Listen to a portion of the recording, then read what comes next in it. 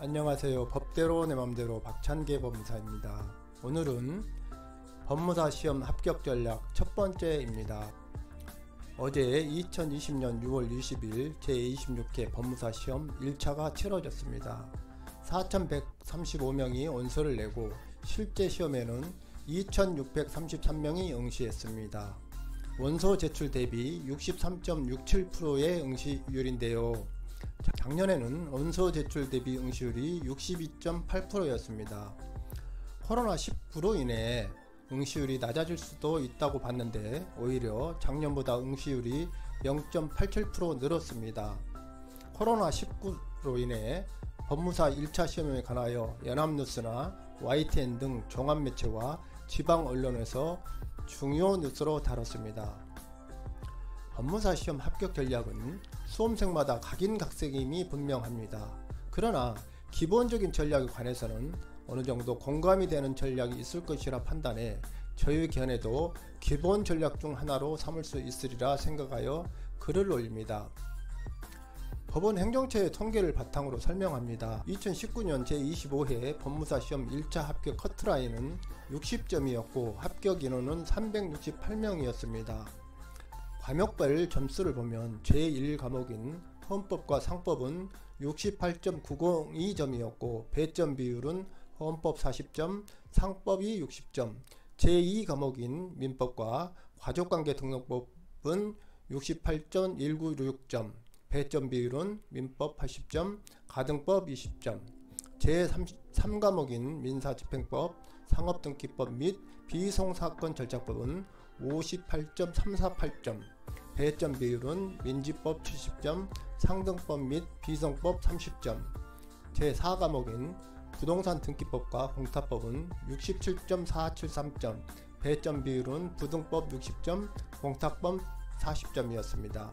전과목 평균은 65.73점이었습니다.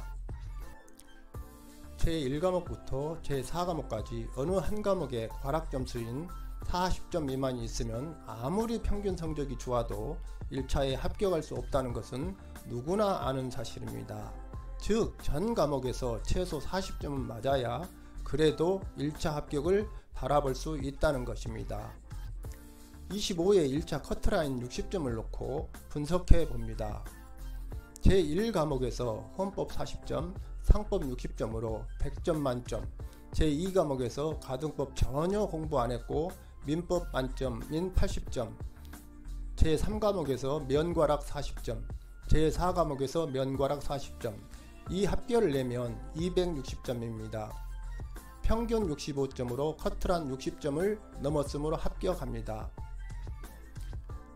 제1과목에서 만점은 가능하다고 보기 어려우므로 90점, 제2과목에서 가등법 조문 정도 읽어서 10점, 민법은 5개 정도 틀렸다 치고 70점, 합계 80점, 제3과목에서 조문 정도 읽고 50점, 제4과목에서 조문 정도 읽고 50점, 이 합계를 내면 270점입니다. 평균 67.5점으로 합격합니다. 제1과목에서 다른 과목 공부하느라 기본 실력에 약간 정도 시간 더 투자 80점, 제2과목에서 가등법 조문에 약간 정도 시간 더 투자 15점, 민법도 5개 정도 틀렸다 치고 70점, 이리하여 합계 85점, 제3과목에서 조문에 약간 정도 시간 더 투자 60점, 제4과목에서 조문에 약간 정도 시간 더 투자 60점, 이 합계를 내면 285점입니다. 평균 71.25점으로 합격합니다. 그런데 시험에는 출제자의 의도라는 것이 있습니다. 그래도 국가 전문 자격사 시험인데 만점이 다수 나오게 출제할까요? 만점을 줄일 의도로 출제한다면 합격 커트라인이 제 생각입니다만 최소 75점 이하입니다. 그렇다고 보면 제1과목 75점, 제2과목 75점, 제3과목 40점, 제4과목 40점, 합계 230점입니다. 57.5점으로 커트란 60점을 기준으로 본다면 1차 불합격입니다. 그래서 저는 2차 과목인 민법과 민소법, 형법과 형사법을 먼저 공부하는 법무사 시험 합격 전략은 특수한 경험이 있는 수험생들에게는 적합할지 모르나 이런 경험이 없는 일반 오리지널 법무사 수험생의 합격 전략으로는 맞지 않다고 봅니다. 제 경험입니다. 2004년 법무사 1차 시험 공부 당시 사법시험 응시 경력 있는 사람 여러 과 스터디도 하고 고시원도 같이 썼습니다.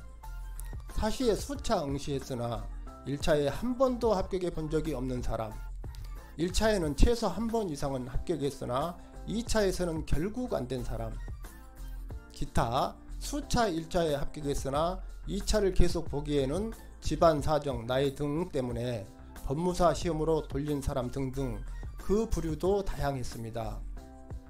그 당시에는 사시 경험자들이 부담스럽고 뛰어들기 어려워하는 과목이 부동산 등기법과 공탁법이었습니다.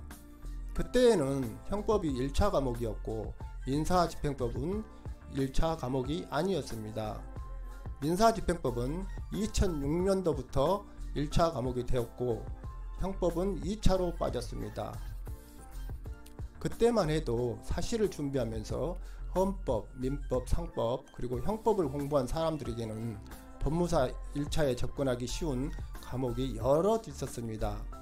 그러나 부동산 등기법과 공탁법이 난관이었습니다. 그래서 오리지널 법무사 시험 공부하는 사람과 사시 있는 사람이 조합을 이루어 상부상조했던 것입니다.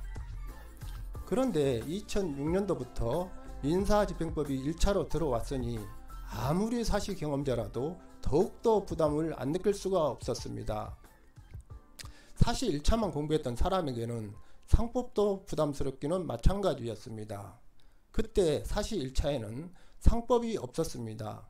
그냥 사시 경험 다 잊고 법무사 수험생으로서 차근차근 오리지널 법무사 수험생처럼 공부한 사람은 다른 사람보다 일찍 합격해 나갔고, 사시 경험 운운하며 절차법을 소홀히 한 사람은 오리지널 수험생이었던 저보다 최소 한 해, 많게는 3년이나 늦게 합격했습니다. 결국 합격을 하기는 했습니다. 왜 그랬을까요? 절차법을 소홀히 하다 보니 1차가 늦어진 겁니다. 오리지널 법무사 수험생은 붙는데 사시 경험자인 자신은 떨어지다니 하면서 냉정히 자신을 되돌아봤으리라 추측해 볼 뿐입니다. 추측일 뿐이지 그렇다고 그랬냐고 물어볼 수는 없잖아요. 사시 유 경험자는 헌법, 민법, 상법은 익숙하니 읽는 속도가 당연 빠릅니다.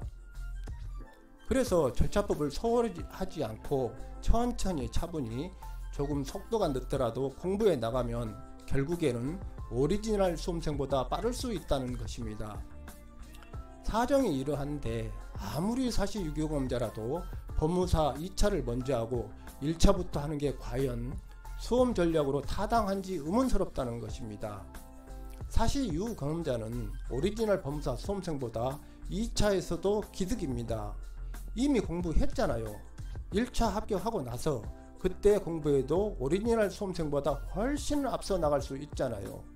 그래서 사시 유경험자가 왜 2차부터 공부해야 하는지 의문이 들고요. 또한 사시 유경험자도 아니고 법무사 시험에만 전력하는 사람이 미리 2차부터 공부하기가 과연 쉬울까요? 마음이야 꿀떡 같지만 섣불리 2차부터 공부를 하게 되겠냐 이겁니다. 그렇다면 1차에 전념하여 합격한 후 당해년 또 2차까지 남은 3개월 동안 속성 강의를 듣든 어떤 방법을 동원해서 실력을 바짝 끌어올려 최선을 다해 시험을 치르면 됩니다. 이렇게 해서도 합격한 사람 여럿 있습니다. 그렇음에도 그에 떨어지면 1년가량의 시간이 남아 있습니다.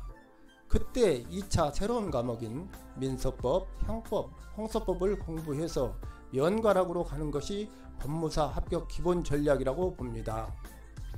물론 이것이 맞는 건 아닙니다. 개인별 상황별 다 다르니까요. 법무사 25회 1차 합격자의 학력별 현황을 볼까요? 대학원 졸 38명, 대졸 264명, 고졸 56명, 기타 10명입니다. 이 기타가 무엇일까요? 중졸은 없으니 설마 초등졸일까요? 검정고시도 학력으로 인정하니 아마도 다수를 차지한 대졸은 아니고 대학이나 고등학교 중퇴 또는 전문대 졸로 보여집니다. 고졸도 합격하니 어쩌고 저쩌고 하는데 흑인도 미국 대통령이 되니 하는 말과 같습니다. 1차 합격자 현황을 봅니다. 30세 이하 29명, 31세부터 40세까지가 59명, 41세부터 50세까지가 134명, 51세부터 60세까지가 126명, 61세 이상이 20명입니다. 이 중 41세부터 60세까지가 260명으로 1차 합격자 368명의 70.65%를 차지합니다. 법무사 시험 합격자는 40대와 50대가 주류를 이루는 것을 알 수 있습니다. 오늘은 여기까지입니다. 감사합니다.